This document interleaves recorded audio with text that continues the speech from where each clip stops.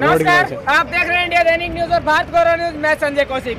इस वक्त आपके साथ मौजूद है हम जाट गुआना गांव से, और यहाँ पर जिस तरह से आप मेरे पीछे देख भी पा रहे हैं नेशनल हाईवे 152D पर इस वक्त हम मौजूद हैं।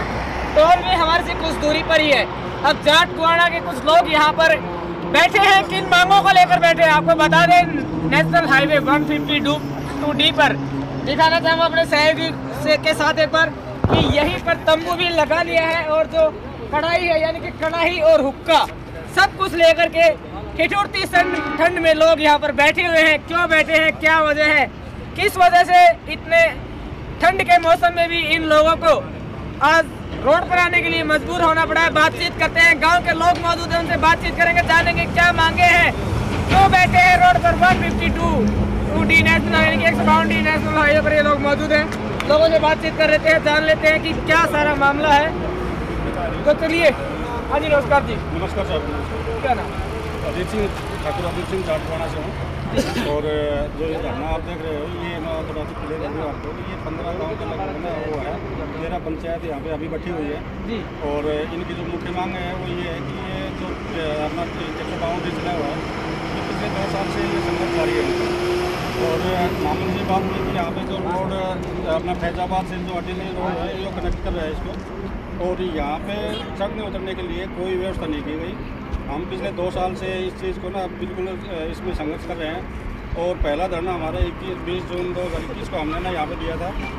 और उसके बाद में हमने जो अपना लोकल विधायक यहाँ पे अपना ADO साहब है ओम प्रकाश जी, उनको धरना दिया पहले। दोबारा फिर एक बार हमारे पुराना में बाबा राठी वाला का प्रोग्राम था, उसमें दोबारा फिर हमने वो एप्लीकेशन लगा के दोबारा फिर ज्ञापन दिया उनको।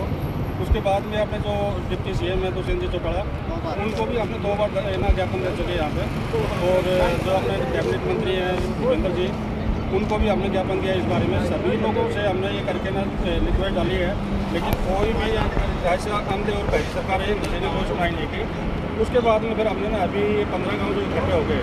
कारण क्या है, मैं सब आपको ना बताना चाहूँगा कि यहाँ पे चढ़ने उतरने के लिए अगर आप यहाँ खड़े हो, यहाँ पे बाइक कार अगर यहाँ से 200 फीट का दुर्गाना गाँव है,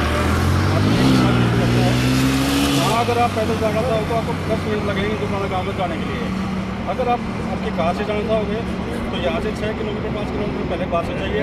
उसके बाद में आपको मीरपुर जाना पड़ेगा। उसके बाद में यहाँ हो गए तो आपको लगभग 15 किलोमीटर यहाँ से लगेगा। अब ये 15 जो गाँव है वो क्योंकि डिस्टेंस सबका अलग अलग है। सागरपुर से अगर रोड पर चढ़ेंगे तो उनको 18 किलोमीटर चलना पड़ेगा। टीकरा वाले आएंगे तो उनको ना 20 किलोमीटर के आसपास लगेगा। तो ये शुरू से हमारी मांग ये रही है कि इसमें छोटा कट दिया जाए, क्योंकि कट देने में ना इनको ना तो ज़मीन इंक्वायर करनी है, इनके पास ज़मीन पहले काफ़ी बड़ी है। मात्र 20-25 गज का ही एक गोडामर बनाना है, बस और कुछ नहीं करना है। उसके लिए भी देखो लोग ना इतने ठंड में अभी हम कुछ दिन धरना रखेंगे, फिर हो सकता है कोई दूसरा स्टेप जैसे फिर भूख हड़ताल वगैरह करनी पड़े, वो सारा करना पड़ेगा। रुक जा, पागल है बताऊ। चलिए, PM से लेके PM यानी कि लोकल विधायक से लेकर केंद्रीय मंत्री सभी को ये लोग ज्ञापन दे चुके हैं, अपनी मांगे रख चुके हैं। और आपको बता दें, लगातार 2 साल से संघर्ष कर रहे हैं उस चीज के लिए जो इनका हक है। इन्हीं गांव के लोगों ने इस केंद्रीय सरकार को जमीन भी मुहैया करवाई थी टोल बनाने के लिए, रोड बनाने के लिए, लेकिन आज वही लोग अपना हक लेने के लिए आज सड़कों पर आने के लिए मजबूर है। आप अंदाजा लगा सकते हैं कि कितनी संजीदगी, कितनी गंभीरता के साथ हमारी राज्य सरकार और हमारी केंद्र सरकार जो कहती है कि सबका साथ सबका विकास, यहाँ तो विनाश किया जा रहा है। विकास की तो परिभाषा ही छोड़ दीजिए, क्योंकि लोग इतनी ठंड में, ठिठुरती ठंड में भी यहाँ पर सड़क पर बैठने के लिए मजबूर हैं। मुद्दा बड़ा गंभीर है। लोकल विधायक से लेकर केंद्रीय मंत्री तक, यहाँ तक कि जो हरियाणा के उप मुख्यमंत्री हैं उनको भी ज्ञापन दिया जा चुका है, लेकिन कहते हैं, सुनने में आया है कि ज्ञापन हमेशा कूड़े के ढेर में जाते हैं। और यही कहावत यहाँ भी चरितार्थ हो रही है, क्योंकि ज्ञापन दिया गया लेकिन कोई असर नहीं हुआ। ना तो केंद्र सरकार के कान पर जू रहेंगी, ना हरियाणा सरकार के जो उप मुख्यमंत्री जी हैं नारा देते हैं सबका साथ सबका विकास। वो भी कुंभकर्णी नींद में सोए हैं, उनको भी इस चीज़ का बिल्कुल भी ध्यान नहीं है कि जनता किस कदर परेशान है। आपको बता दें, गंभीर मामला है। अगर यहाँ से जाते हैं तो 15 किलोमीटर या 17 किलोमीटर की डिस्टेंस आपको कवर करके दोबारा से यही इसी कट से 152 डी पर आप दोबारा से एंट्री ले सकते हैं। और लोगों से बातचीत करते हैं, जानते हैं क्या विचार है, क्या राय है, आगे आने वाले समय में क्या रणनीति। हाँ जी, नमस्कार। देखो, हमने जब से ये टोल बनना शुरू हुआ था तभी से हमने ये उनके पास में अपना ज्ञापन देते रहे, लेकिन ये सब ज्ञापन 2 साल तक हमें झूठा आश्वासन देते रहे। रोड़ी डलने तक भी झूठा आश्वासन देते रहे, हाँ करेंगे, ये है वो है, लेकिन यह हमें कुछ नहीं। अभी हम हार करके हमने ये रास्ता संघर्ष का अपनाया है। संघर्ष पिछले काफी समय से किया जा रहा है, लेकिन रिजल्ट आउट निकलकर सामने भाई सारा पीछे हो जाओ ना, नहीं आ रहा है, बिल्कुल चित्र भी वित्र नहीं आ है रहा एक। और अब हमने ये कैमरा पीछे हो सारा और के लो साइड हमारे को इस टोल से कट नहीं मिल जाता, हम ये अपना धरना जारी रखेंगे। तो क्या आप लोगों ने जिस समय केंद्र सरकार को ये जमीन मुहैया करवाई थी, क्या उस समय आपके दिमाग में बात नहीं आई कि यहाँ पर कट होना चाहिए? दिमाग में बात आई थी, लेकिन हमें प्रशासन के झूठे वायदे से हमें क्या है गुमराह करके रखा गया।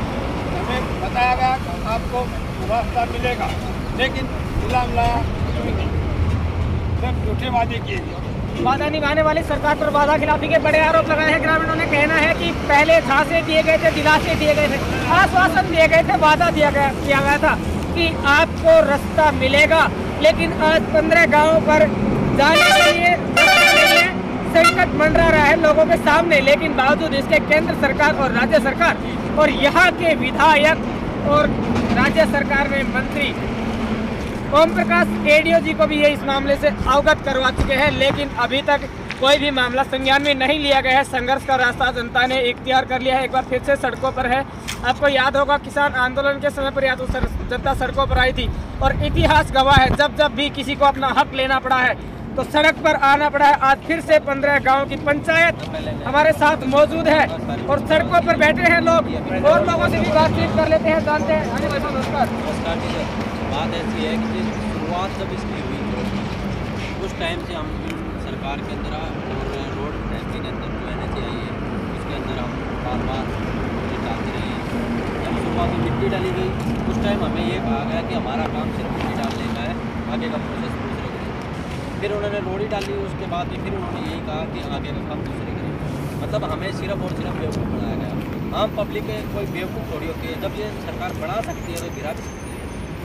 ये उन मंत्रियों को सोचना चाहिए जो ऊपर बैठे हुए हैं। यहाँ उन लोगों को ऊपर बैठाने वाले भी हम ही हैं और नीचे गिराने वाले भी हम 10 से 15 गांव के लोग यहाँ पे जो इकट्ठे हो रहे हैं, इन लोगों ने एक ही डिसाइड किया हुआ है कि आने वाली योजना के अंदर, आने वाली जो 2024 में चुनाव योजना आएगी, हम उसके अंदर ना किसी मंत्री को, हम किसी कोई पार्टी से कोई मतलब नहीं हमें, ना कोई बीजेपी से, ना कोई कांग्रेस से, ना किसी अदर पर्सन से। हमें सिर्फ मतलब है हमारे काम से। अगर वो हमारा काम कोई भी पार्टी का बंदा करे, चाहे सेंट्रल गवर्नमेंट करे, चाहे स्टेट गवर्नमेंट करे, या कोई विपक्ष पार्टी का मंत्री करे, हमें है हमारा काम से मतलब। जब हम उनको वो अपने सर पे बैठा सकते तो नीचे भी गिरा सकते। ये तो आपको भी पता है और सबको पता है, उन मंत्रियों को भी पता है ये बात पर कि हम उनको जब ऊपर लेके जा रहे हैं वो हमें, आज हम उनकी उंगली पकड़ के चल रहे हैं, ठीक है। आज वो हमारी उंगली छोड़ के दूसरी तरफ बैठे हुए हैं, तो हम किस लिए उनके साथ नहीं दे सकते। आपको मैं लोकेशन दिखा देता हूँ, जो हमारे गांव की लोकेशन है, जो हमारे दुबलाना से जाटवाना के लिए, और अकेला ये दुबलाना जाटवाना की प्रॉब्लम नहीं है, बाकी जो साथ में 10 से 12 किलोमीटर का एरिया के अंदर जितनी भी प्रॉब्लम्स हैं, अगर कल को हमें चंडीगढ़ जाने के लिए या फिर रोहतक जाने के लिए कहीं से भी अगर 152 डी को अटैच करना या चढ़ना इस पर, तो हमें पहले यहाँ से 8 किलोमीटर आगे जो नीरपुर गाँव है, वहाँ नीरपुर गाँव में जाना पड़ता है। उसके बाद वहाँ नीरपुर से वापस फिर हमें इस टोल बूथ पर आना पड़ता है। हमारी कोई डिमांड नहीं है कि हम टोल फ्री करवाएं, लेकिन हमें कट मिलना चाहिए कि हम इसके ऊपर निश्चित होकर चढ़ सकते हैं। ठीक है, हम आपको दिखा सकते हैं कि आप लोकेशन चेक करो कि अगर सरकार ये कहे कि भाई यहाँ पे जगह नहीं है जिस वजह से हम नहीं कट दे सकते, हम आपको बाकायदा लोकेशन दिखाएंगे। जो हमारा अंडरपास भी नहीं दिया गया इसके साथ में, पहले इस गांव से इस गांव में जाने के लिए जो सीधा रोड था उसको इस रोड की वजह से 152D की वजह से उसको बंद कर दिया गया। ठीक है, हमें आधा किलोमीटर ज़्यादा चल के और वापस इसी तरफ आना पड़ता है। जो हमारे दोनों गाँव के संबंध थे आपसे, उनके बीच में भी ये रोड में आके दूरी बना दी है। उस दूरी को भी हमने कुछ नहीं कहा, फिर भी हम चुप रहे, शांत बैठे रहे। आज हमने ये धरना रखा हुआ है, इसके ऊपर हमें जो करना चाहिए कि भाई हम अपने अभी तक शांतिपूर्वक हमने कोई गलत कदम नहीं उठाया, ना हम किसी से कुछ बहस कर रहे, सिर्फ हमने ज्ञापन दिए हुए हैं। हर तरह SDM साहब को भी दिए, SDM साहब को दिए, SDM को दिए, सबको हमने बताया है कि जी साहब भी यहाँ पे आए हुए हैं, दौरे पे आए थे, विपक्ष पार्टी के लोग भी आए थे, लेकिन अभी तक किसी के कानों पे क्यों नहीं। हमें चाहिए हमारा फैसला। कहते हैं लोकतंत्र की सीढ़ी होता है वो मतदाता जो लोकतंत्र में चुनाव लड़ने वाले प्रतिनिधि का भाग्य निश्चित करता है, और भाग्य निश्चित करने के बाद भी अगर इस तरह के हालात हों तो फिर आप अंदाज़ा लगा ही सकते हैं कि उस जनता के मन पर क्या बीतेगी जो जनप्रतिनिधि को चुनने का कार्य करती है। केंद्र सरकार को भी मतदाताओं के द्वारा चुना जाता है, यहाँ के जो लोकल बॉडी ने के जो रिप्रेजेंटेटिव हैं उनको भी लोगों ने चुनकर विधानसभा में लोकसभा में भेजने का कार्य किया, लेकिन आज वही लोग रोड पर हैं। तो आप अंदाज़ा लगाइए, सोचिए कि इन लोगों के ऊपर अब क्या बीत रही होगी जिनको 15-15, 17-17 किलोमीटर दूर जा करके दोबारा यानी कि 34 किलोमीटर की दूरी पड़ जाती है। आना है जाना है, अप डाउन दोनों 34 किलोमीटर हो गया, और इस हिसाब से इन लोगों को काफ़ी समस्याओं का सामना करना पड़ रहा है। यहाँ के उपायुक्त महोदय भी यहाँ का दौरा कर चुके हैं, बताया गया है, लेकिन मिलता है तो सिर्फ आश्वासन। कहा गया था पिछले बहुत समय पहले एक फिल्म रिलीज हुई थी, तारीख पे तारीख, यानी कि तारीख ही मिल रही है, इंसाफ और न्याय नहीं मिल रहा है। इस बीजेपी सरकार में नहीं मिल रहा है। जो बीजेपी सरकार ये दावा करती है कि हाँ सबका साथ सबका विकास की नीति पे हम कार्य कर रहे हैं, आने वाले समय में एक देखने वाली बड़ी बात होगी कि इन लोगों का आंदोलन है कितना सफल होता है। क्या सरकार है वो सुनेगी 15 गाँव की पंचायत की समस्या, क्या ध्यान देगी 15 गाँव की पंचायत की समस्याओं की ओर। हम भी लगातार इस मुद्दे पर आपको कवरेज देते रहेंगे, जो भी लोगों के पॉइंट ऑफ व्यूज होंगे या इस मामले में जो भी अपडेट रहेगा वो आप तक पहुंचाते रहेंगे। सभी दर्शकों से निवेदन है कि भारत गौरव न्यूज़ और इंडिया दैनिक न्यूज़ को ज़्यादा से ज़्यादा सब्सक्राइब करें, और विशेष करके इस वीडियो को शेयर अवश्य करें जितना हो सके उतना, क्योंकि 15 गाँव की पंचायतों के सामने एक संकट खड़ा हुआ है, और उस संकट से सिर्फ जनता को आप उबार सकते हैं। आप लोग ही जनता की ताकत हो। ऑडियंस, वीडियो को ज़्यादा से ज़्यादा शेयर करें, चैनल को सब्सक्राइब करें। धन्यवाद। जय हिंद, जय भारत, जय हरियाणा।